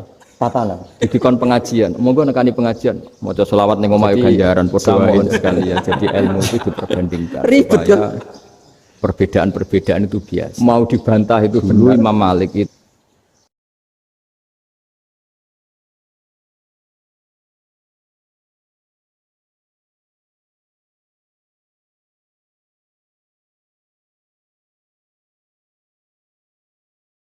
punya murid namanya Imam Syafi'i. Itu dalam banyak hal itu perbedaannya tajam sekali. Ya saya ulang lagi, dalam banyak hal itu perbedaannya tajam sekali. Misalnya begini, ini terakhir percontohan saya fikih, nanti dikaji sendiri. Ada seorang A'rabi, Ja'a A'rabiyun, ini di hadis sahih diulang-ulang di semua Al-Kutubus Sittah ada peristiwa ini. Ja'a A'rabiyun ila Rasulillah sallallahu alaihi wasallam faqala ya Rasulullah ahlaktu. Qala wa ma ahlakaka? Qala wa qatu imraati fi nahari Ramadan. Ya Rasulullah, saya ini orang yang rusak. Kenapa? Saya ini hubungan intim sama istri saya ketika masih siang Ramadan. Singkat cerita orang ini dihukum berat sama Nabi. Hukumannya adalah karena dia membatalkan puasa ketika dengan hubungan intim. Sama Nabi dihukum, kamu harus merdekakan budak. Wah, tidak mampu ya Rasulullah, saya tidak punya budak. Jadi ini bukti bahwa agama ini sangat sosial sehingga sebagian kafaroh harus memerdekakan budak. Kamu kalau gitu puasa 2 bulan. Yang baru puasa 2 hari aja kecelakaan malah disuruh puasa 2 bulan. Ya sudah kamu ngasih makan 60 orang miskin. Saya ini orang paling miskin. Kok jadi sudah miskin agak hiper lah orang itu. Poso-poso kok gitu. Itu kata ulama kalau orang Jawa gak mungkin makanannya tempe mendoan, gak mungkin itu. Di Jawa itu nggak mungkin lah ada orang batal puasa karena hubungan intim. Ada istrinya nggak cantik, cerewet, sang lanang mangane mendoan, itu tidak mungkin. Kecelakaan itu tidak mungkin. Tidak mungkin itu. Tapi kalau Arab mungkin karena makanannya daging. Singkat cerita, terus pertanyaannya gini. Kalau batal biasa itu kan bayarnya puasa 1 hari. Kalau batal pakai hubungan intim, pakai jima kalau dalam bahasa fikih itu kafarohnya berat, yaitu merdekakan budak atau puasa 2 bulan berturut-turut. Pertanyaannya gini, jima istri itu boleh loh tidak zina. Seorang jima istri itu boleh loh tidak zina. Itu kan hukumannya berat. Nah terus Imam Malik berpikir kalau gitu tidak harus jima dong. Poso-poso, ora ono uzur, ora ono apa terus nyate. Sesuk mangan bakso. Tanpa ada alasan syar'i. Hukumnya harus sama dong, karena jima hukumnya boleh, berarti semua iftar, semua pembatalan puasa yang tidak ada udzur syara' maka hukumnya sama, yaitu sanksinya sama. Masuk akal enggak? Masuk akal dalam mazhab Imam Malik. Dalam mazhab Syafi'i enggak. Mulai dulu jima itu beda. Kowe mertamu nggone wong, mangan iku oleh, tapi nek nggo bojomu mbok jima niku wis nemen ngawure lah. Tetap beda. Dari Imam Syafi'i itu pokoknya beda, jima sama makan itu beda. Lah ya terus setelah itu terus ada pertanyaan. Bagaimana kalau makan dulu baru jima? Ribet kan? Makanya itu sampai dibabkan Kitabul Khilafil Fiqhi, bab merekayasa fikih. Makanya itu perdebatannya orang Hanafi sama Imam Syafi'i juga sama. Ada orang jam segini lapar sekali, kalau langsung makan kan kena sanksi. Ya pergi aja dulu, pura-pura ngaji ke Gus Bah gitu. Nanti kan jadi musafir kan. Wah, itu sudah boleh itu kan. Padahal enggak. Memang dia pergi itu karena supaya bisa makan. Mau enggak kepikiran ngaji kok tahu-tahu ingin ngaji. Mumpung Ramadan nah. Nah makanya dibabkan, apakah boleh merekayasa fikih? Tapi fikih bisa apa coba? Dengan status kamu musafir, ya memang boleh iftar, boleh berbuka. Nah itu terjadi terus perdebatan ulama menyangkut fikih. Karena memang masalah furu'iyah. Sehingga termasuk perdebatan kita dalam perilaku, misalnya adat orang NU kalau habis salam itu menghadap ke kiblat, karena arah terbaik itu kiblat. Tapi sebagian orang Muhammadiyah atau mungkin semuanya menghadap ke makmum. Itu memang teks hadisnya itu kita yang meneliti hadis itu semua syarah itu berdebat. Nabi memuji kiblat itu arah terbaik, oke. Tapi di bab itu Nabi itu aqbala alaina, menghadap ke kita. Lalu pertanyaannya, kenapa menghadap ke kita? Ada mengatakan karena Nabi memang punya tradisi kadang ngendikan. Ya tentu dulu istilahnya tidak kultum, nggak ada istilah itu dulu, 7 menit itu nggak ada. Tapi ada ulama yang analisis begini, termasuk kitab Fathul Bari. Nabi itu tokoh sentral, taruh lagi Nabi itu tokoh sentral. Ini kata kitab Fathul Bari, bukan kata saya. Nah orang-orang yang imamu kaumi, orang-orang yang jadi imam di daerah masing-masing, tetap kalau sholat itu ikut Nabi. Ikut Nabi setelah salam langsung pulang. Jadi sebetulnya salam langsung pulang itu ya ada sejarahnya karena dia mau jadi imam di daerahnya. Nah, tidak kebayang kalau Nabi itu madhep kiblat. Kalau Nabi madhep kiblat, orang yang masbukan atau omongan atau apa saja pasti langsung yang menunjukkan kalau sholatnya misalnya selesai. Terus di antara gerakan itu adalah beliau harus menghadap ke hadirin atau menghadap ke utara. Jadi intinya gini kata Fathul atau apa saja yang penting imam setelah salam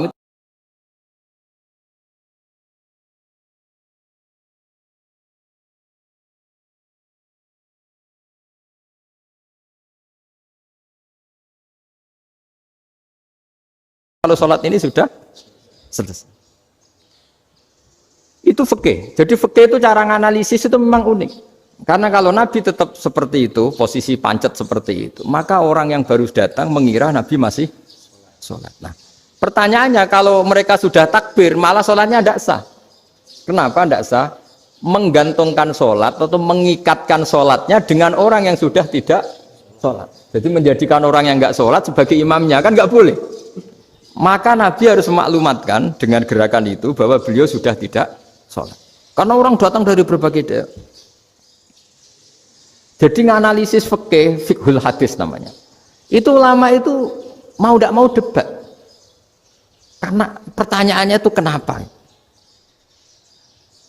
Ya memang mau apa? Karena yang namanya sosial itu yahtamilu muhtamilatin, ada sekian kemungkinan. Makanya dalam madzhab istimbat itu, ketika Nabi sodakoh pakai tamer, pakai kurma, itu lama mesti ngitungnya tuh kut. Kut itu makanan pokok.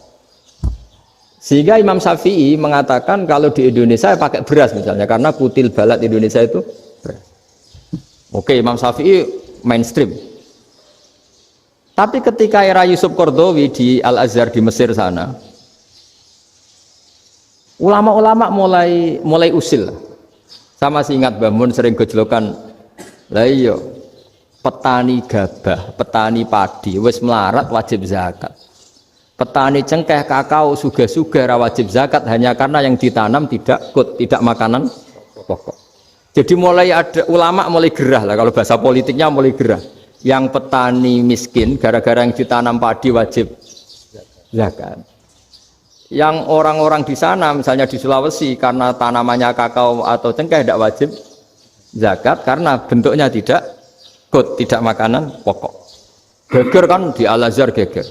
Akhirnya hampir semua ulama berpendapat ya sudah sekarang ketika Nabi menzakati kot makanan pokok itu jangan dihitung sebagai makanan pokok. Wa mimma akhrajna lakum minal ard. Apa saja, ma itu apa saja. Makanya kata Yusuf Qaradawi, ma itu apa saja. Makanya semua tanaman yang menghasilkan uang itu wajib zakat. Nah, masalahnya kitab-kitab Syafi'iyah itu sudah mamlu'ah, sudah penuh dengan penjelasan misalnya Fala zakata fil khadrawat. Maka enggak perlu zakat untuk kayak kangkung, semangka dan sebagainya. Nah, lalu kiai-kiai angkatan modern kayak Mbah Mun itu sering dapat masukan. Saya pernah dengar sendiri. Yai, saya ini punya sawah 1 hektar, tak tanamin padi, itu enggak pernah kaya saya. Sekarang tak tanamin kangkung malah saya kaya, karena tiap 3 hari panen tak kirim ke Jakarta. Itu orang Indramayu yang tanya. Jadi gak tanam padi gak pernah kaya, tanam kangkung kaya. Nah, karena dia orang soleh, kalau zakat boten. Mau diwajibkan zakat tidak makanan pokok, mau tidak wajib dia kaya. Semenjak itu perubahan di Indonesia ikut.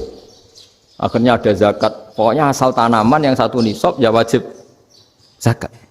Masih ada debat lagi. Ketika nanam ingin dipanen, itu dia petani apa pedagang? Karena nanti perdebatannya ikutnya zakat zuruk, zakat tanaman apa zakat pedagang. Kalau sampean nggak pernah debat berarti sebenarnya Anda tidak dosen Islam ini. Mau dosen nggak pernah diskusi fikih apa Islam. Karena saya berkali-kali punya tamu itu begini, Gus saya ini pedagang melon. Tapi dia penanam melon. Jadi pedagang yang agak ingin badi banyak. Itu caranya gini Pak Rektor. Saya misalnya pedagang melon. Daripada saya kulak di pasar atau dari petani sudah mahal. Nyewa tanah sekian hektar terus ditanami melon. Setelah berhasil, ini dia zakatnya tanaman apa zakat pedagang? Karena dia nanam itu mentalnya sudah pedagang. Padahal nanti zakatnya beda kan? Yang 1,2% yang 1 rubul usur sama nisul usur sama usur. 1/10 sama 1/20. Kalau zakatnya zuruk kan 1/10 atau 1/20. Yang 1 rubul usur, kira-kira 2,5. Saya ulang lagi ya. Jadi di era modern itu kita jadi bingung, pedagang tapi gayanya petani tapi hakikatnya. Jadi gampangannya gini ya, kalau saya pedagang beras, kok saya kaya raya, itu mendingan nyewa sekian hektar untuk ditanamin beras, padi ya, daripada tengkulak, daripada beli. Akhirnya perdebatannya ini zakatnya pakai apa? Misalnya tebu, misalnya petani tebu. Oh jelas kalau jual nanam tebu itu ingin dijual. Masa apa tiga es tebu berhektar-hektar? Lah kira-kira kalau menurut jenengan ini zakatnya zakat apa? Tijarah apa zakat tanaman? Mentalnya tijarah, mentalnya pedagang. Nah ini saya hanya mau cerita. Khilaf, kadang-kadang orang angen-angen. Khilaf itu nggak mungkin enggak. Ya sama seperti NU dan Muhammadiyah selalu khilaf awal Ramadan. Itu memang nggak bisa nggak khilaf. Misalnya begini, saya beri contoh ya. Karena kadang yang khilaf juga nggak pernah belajar. Lucu kan? Tak beri contoh ya. 2001 itu abad keberapa coba? Tahun 2001. Abad 21 abad 20? Abad 21. Jadi meskipun terpaut 1 tahun, padahal abad itu 100 tahun.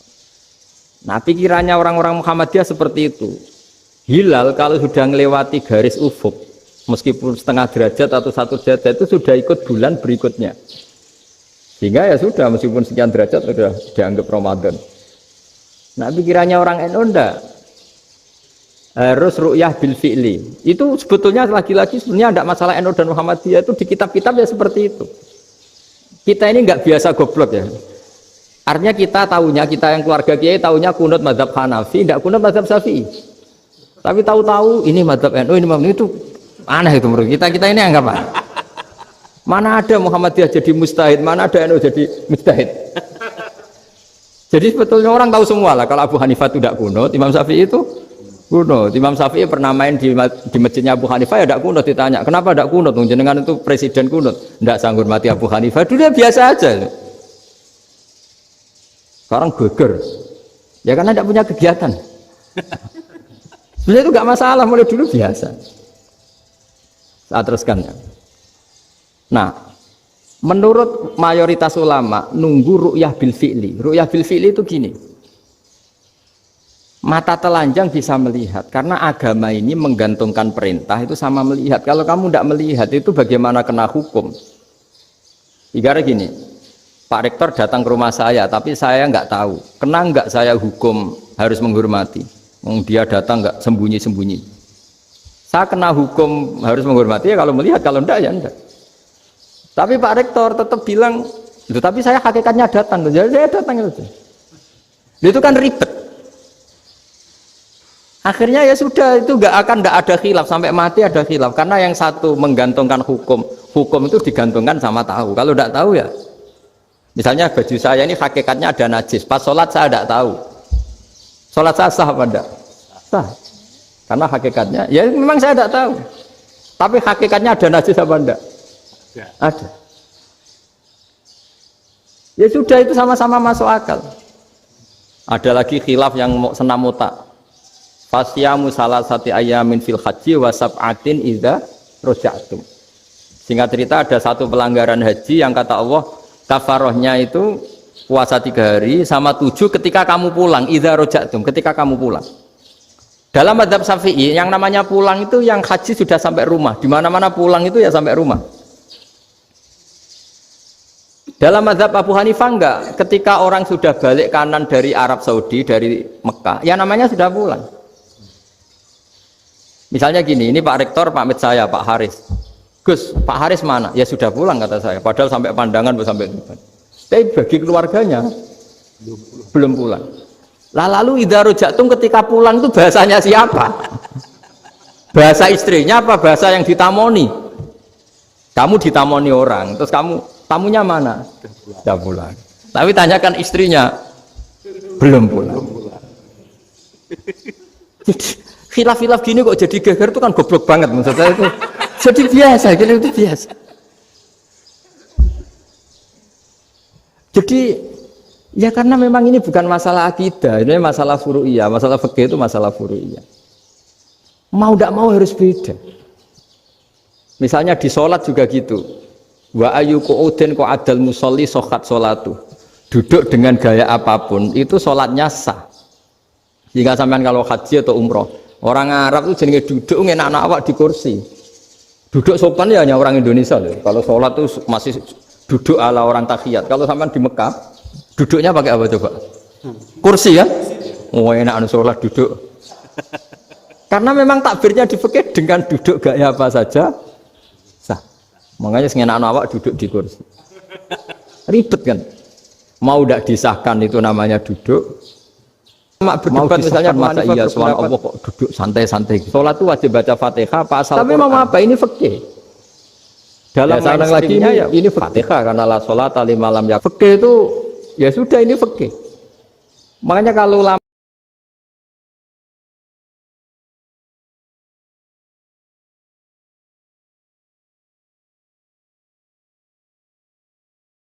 Qra' bi Fatihatil kitab.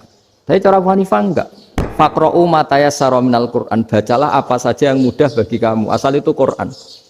Sementing gak gending Jawa, gak nyanyi lah gitu. Ya sudah mau apa coba? Jadi ya susah memang kalau fikih itu ya sudah seperti itu. Ada lagi yang masih ekstrim misalnya.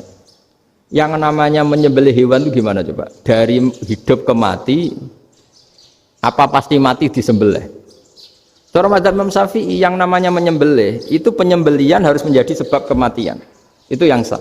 Seorang lagi penyembelian menjadi sebab kematian yang syar'i. Sehingga beliau mensyaratkan hewan yang disembelih ini masih punya hayatun mustaqirrah, punya kehidupan yang normal. Sehingga kalau nggak disembelih ya hidup.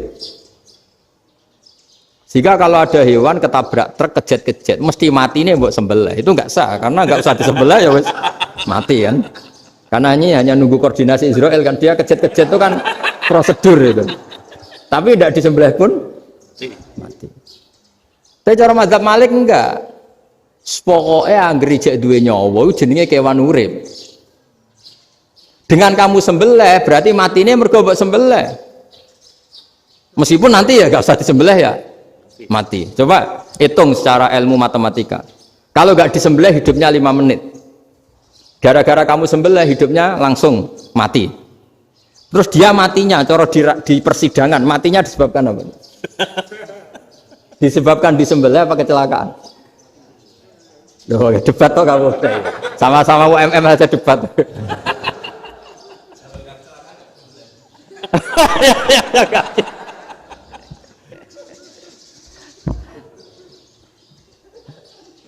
Loh, saya pernah Mas ngalami nyata itu. Saya jalan-jalan sama anak saya pakai motor.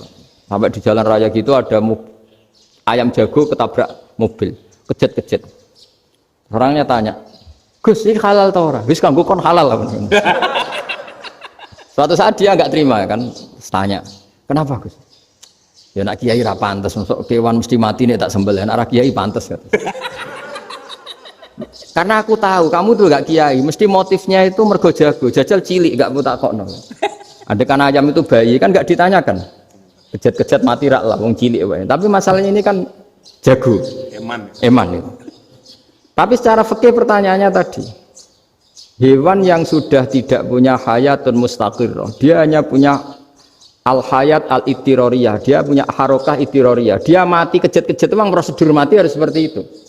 Mbok kecelakaan kayak apa, kalau mati kan kejet-kejet dulu. Nah ketika kejet-kejet ini pertanyaannya ini kan hidup apa mati namanya? Enggak, namanya hidup apa mati? Pas kejet-kejet itu hidup. Cara Imam Malik itu hidup. Ya sudah, kalau hidup disembelih ya halal. Karena misalnya nanti kalau nggak disembelih matinya kan 2 menit lagi. Gara-gara disembelih mati sekarang. Tetap penyebab kematian itu nyembelih. Penyembelian ini sebab kematian. Tapi kalau Imam Syafi'i enggak, cara berpikir wes nemen, paling roh besok kaget langsung mati. Kalau gitu berarti kamu nyembelih barang mati. Jadi fikih itu kadang unik. Makanya ketika ngitung fikih itu unik ya. Orang keluar mani wajib apa? Mandi kan. Terus Imam Syafi'i ditanya, kenapa kalau orang lahir kelahiran juga harus mandi? Namanya nifas. Fa innal walada waliyun munakidun. Ya, anak ya mani yang menggumpal. Bedanya apa anak dengan mani itu? Jadi fikih itu ya kadang lucu, di rumah-rumah tenan juga lucu. Keluar mani wajib mandi. Berarti kalau keluar anak ya wajib mandi karena hakikatnya anak adalah mani yang mengkristal. Susi ono sudah didusan macam-macam itu kan hakikatnya mani. Itu fikih. Nah, terus ditanya, kenapa kalau lahir langsung mati tidak wajib disolati? Ya jawabannya Mas Syafi'i lucu. Di mana-mana sholat itu nyolati mayit. Yang namanya mayit itu pernah hidup terus mati. Kalau itu tidak mayit ya sudah. Jadi kadang, nah iya kan disebut sholat mayit. Yang namanya mayit itu apa? Pernah hidup.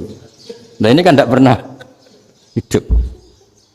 Maka ya sudah seperti itu. Jadi nggak khilaf itu tidak mungkin. Nah, kalau qit'atul lahmin, kalau hanya potongan daging, mungkin wah itu tidak manusia karena qit'atul lahmin. Sekarang pertanyaannya, kalau sudah berbentuk manusia, meskipun tidak pernah hidup, nah ini mulai perdebatan karena melihat tidak pernah hidup itu nggak memenuhi syarat, tapi melihat ini sudah suratu adamiyin, bentuknya sudah. Nah kira-kira gitu perdebatan fikih. Makanya dulu awal mula zaman sahabat itu sudah debat. Masyhur kan Nabi ada kontingen ke Bani Quraidah. Ya kalau kira-kira saya minta Pak Rektor kamu jangan kalau ke Malang jangan sholat asar kecuali sampai Tuban. Sebelum Tuban ternyata matahari mau tenggelam. Terus Pak Rektor milih, wah sudah sholat di Bulu. Padahal belum Tuban. Padahal saya bilang jangan sholat asar kecuali di Tuban. Yang Pak Haris enggak, tetap sholat di Tuban meskipun matahari sudah tenggelam. Karena Nabi menyebut Tuban. Singkat cerita, zaman itu kan Bani Quraidah. La tusolliyanal asra illa fi Bani Quraidah. Kalian semua jangan sholat asar kecuali sampai Bani Quraidah.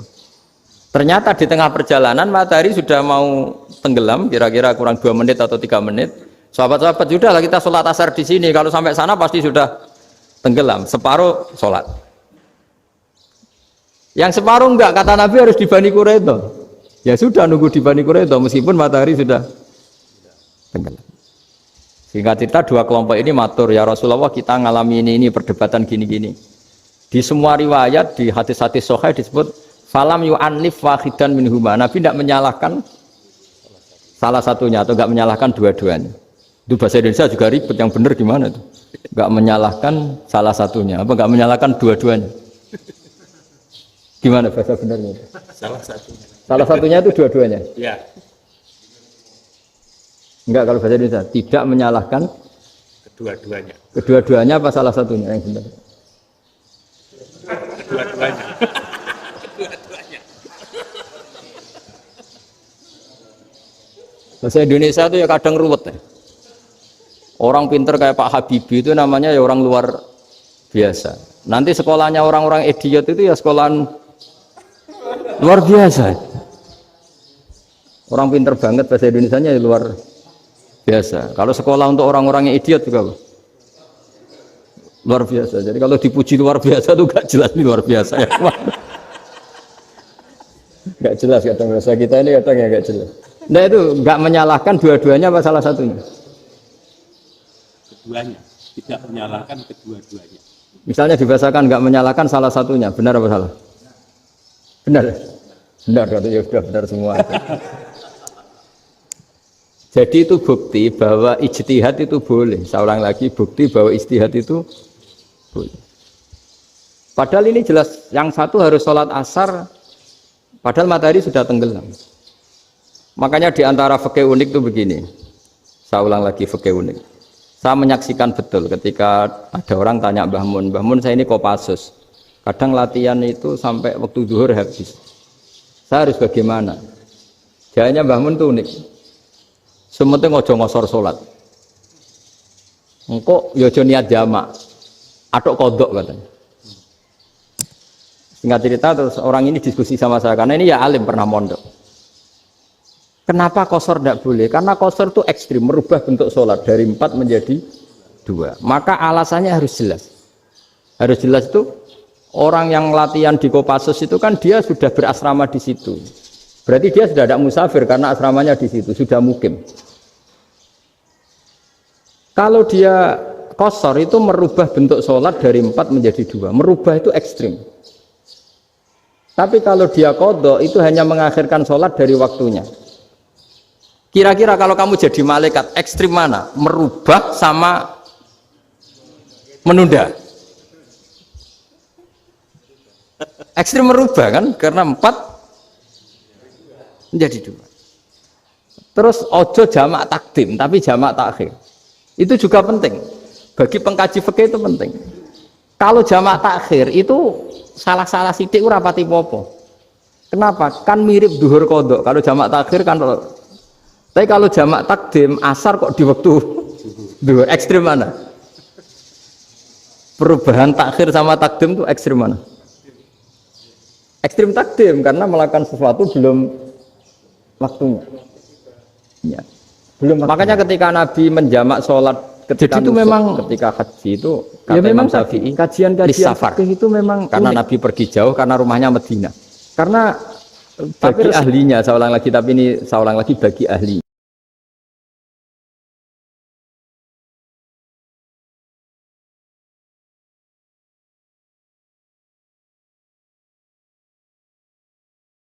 Risikonya fatwa itu adalah orang Mekah nggak boleh jamak karena kawasannya nggak sampai 90 kilo lah kalau sekarang mungkin. Tapi kalau tahu Imam Malik nggak, jalin nusuk sehingga orang Mekah pun yang haji ya boleh jamak karena alasan jamaknya karena nusuk, karena haji bukan karena jarak. Terus diteruskan lagi. Kalau karena pergi boleh jamak, memangnya pergi itu kenapa?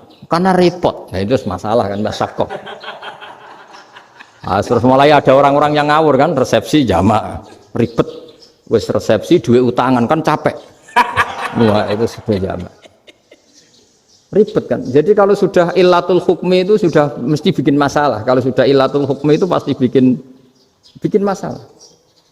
Nah pertanyaannya jamak itu masih gampang karena bentuknya sholat masih 4. Yang ekstrim kalau qasar karena bentuk sholat 4 menjadi 2. Maka kata Mbah Mun pesennya nak kue ra mesti bener jika alasan itu tidak mesti benarnya. Pokoknya sementing tidak qasar katanya. Juga tidak jamak takdim karena qasar ini kan merubah bentuk sholat kan ekstrim. Jamak takdim juga ekstrim karena mendahulukan sholat sebelum waktunya. Kalau jamak takhir kan biasa, kalaupun salah kan mirip kodok. Ya mirip kodok biasa kan? Nah ini saya cerita, jadi fikih itu bagi ahlinya. itu memang punya konsekuensi yang seperti itu. Makanya pertanyaannya misalnya bagaimana hukumnya penyembelihan lewat mesin? Ya ribet kan. Bagaimana nyembelih dari apa ini?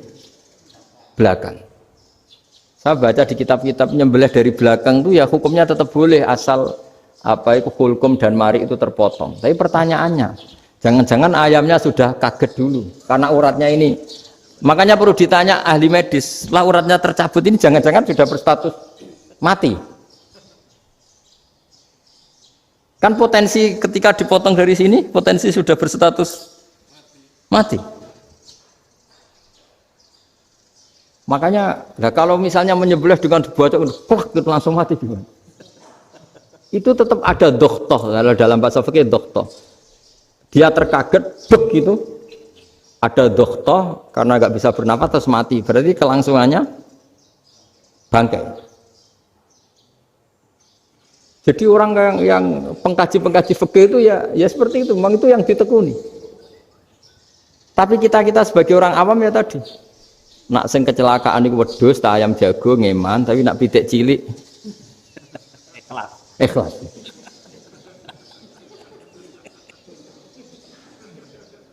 Makanya ada pertanyaan orang-orang, saya pernah ditanya itu ya bingung tenan. Gus, kalau ada orang mati oplosan misalnya, jenengan datang sholat enggak? Ya datang sholat kan, dia orang mukmin, saya tetap sholat. Kenapa? Ya kan matinya oplosan.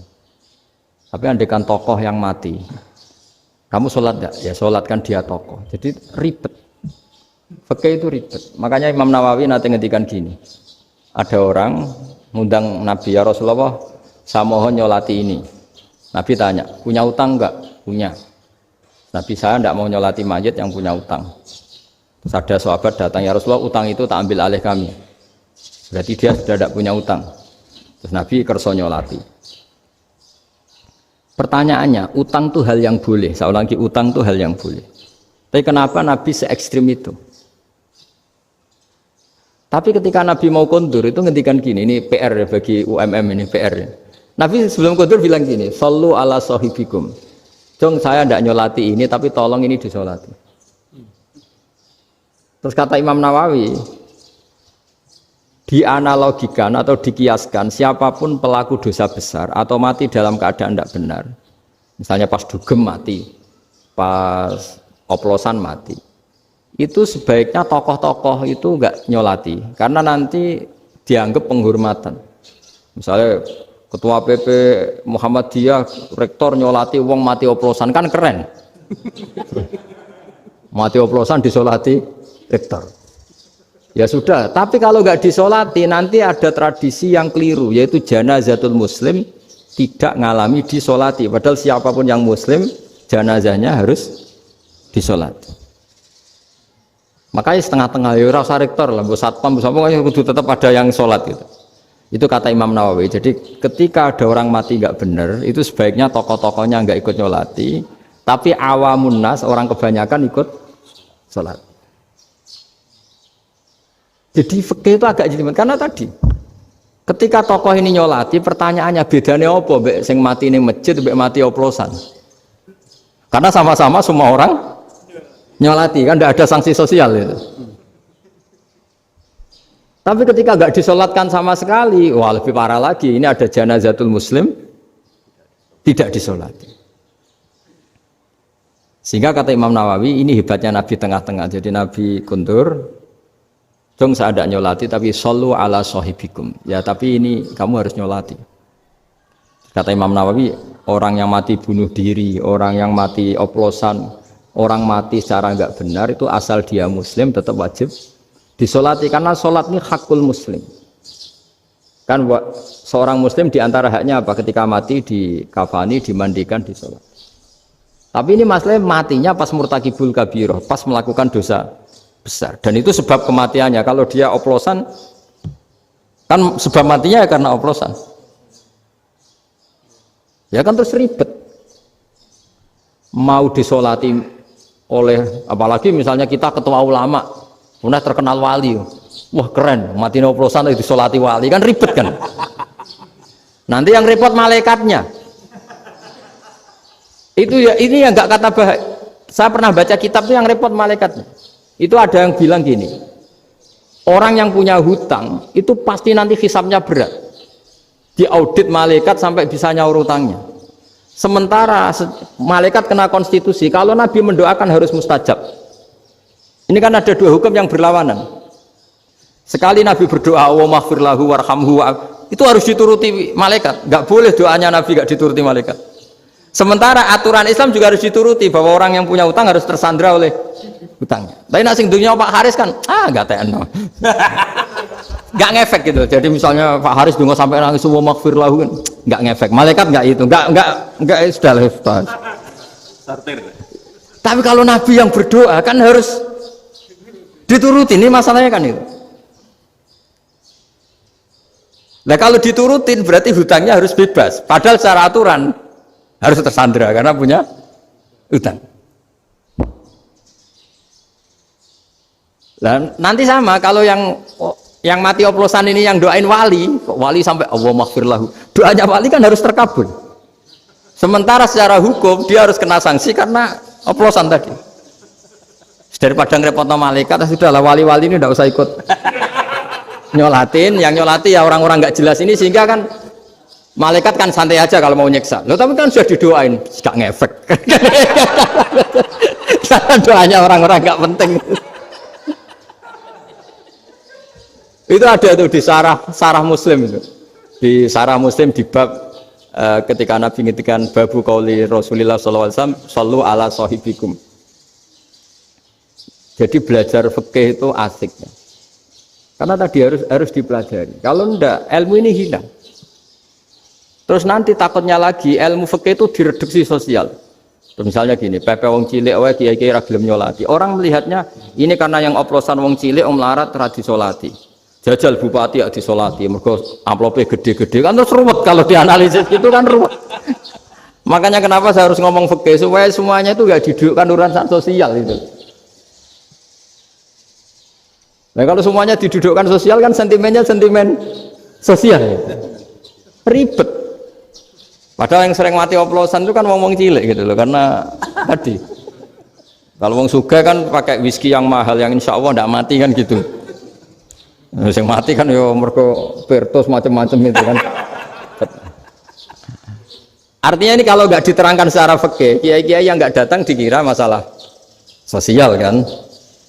PP salam tempel era gede terus nggak datang kan terus jadi ribet.